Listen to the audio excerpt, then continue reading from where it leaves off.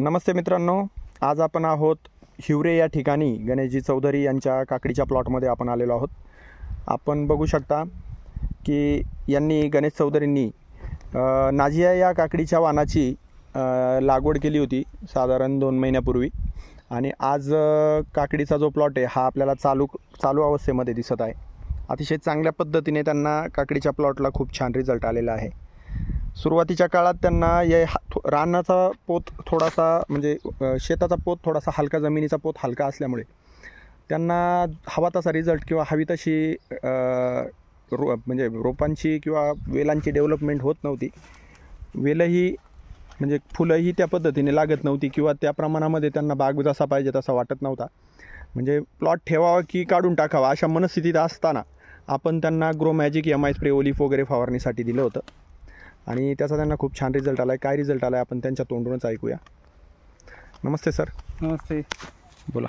आपल्याला नेमका कसा रिझल्ट आला आहे? मी सुरुवातीपासून वापरण्याच्या मनस्थितीत होतो, पण मी वापरले नाही। पण नंतर मला ज्यावेळेस माझा बाग नष्टच होणार आहे त्यावेळेस मला आपल्याच कंपनीतील, आता मी ह्या कंपनीचा डिस्ट्रीब्युटर पण आहे, पण मी वापरलं नव्हतं। पण इतरांचे व्हिडिओ बघून मी वापरलं, पण तो रिझल्ट भरपूर छान आला।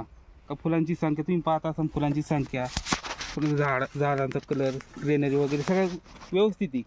का मी यासाठी ग्रो मॅजिक ओलिफ आणि MI स्प्रेची फवारणी घेतली, पाण्यातून सोडलं, भरपूर असा रिझल्ट छान आला। तर मला वाटलं नव्हतं येईन म्हणून, पण मी त्या द्विधा मनस्थितीमध्ये होतो का जो बाग आहे माझा तो माझा आता मला कॅन्सलच होतोय काय। पण आता मला माझे आता तोडे भरपूर झालेत, अजून पण आता माल भरपूर लागला, बाग पण तुटलेला आहे आता म्हणजे वजनामुळे एवढी फुलं लागली होती, फळं भरपूर आहे आणि ते बाग पडायला लागला। तर मला वाटत नव्हतं का एवढं काय होऊ म्हणजे एकेकाळी अजिबात कुठंही तुम्हाला चांगलं म्हणजे माल काकडीचं प्लॉट ठेवावा की काढून टाकावा अशा मनस्थितीत असताना सुद्धा अशा पद्धतीने काकडी आली की तो भार त्या तारांना किंवा त्या बागाला सहन झाला नाही, झेपतच नाही तो।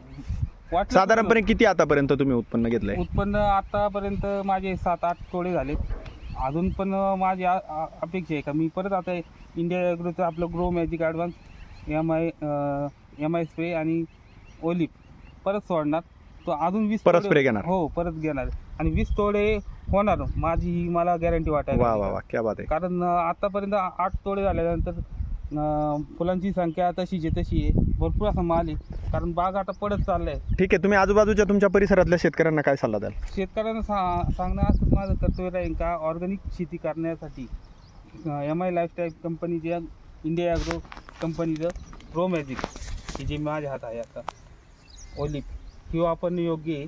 कारण टेम्परेचरचं आता पाहता आपल्याकडे टेम्परेचर 40-42 जातं, रासायनिक खतं औषधं ती लागू पडत नाही, त्याचा रिझल्टच येत नाही। Okay sir. ऑर्गॅनिक फॉर्ममध्ये ही जी आहे तर व्यवस्थित त्याचा रिझल्ट आलेला आहे मला।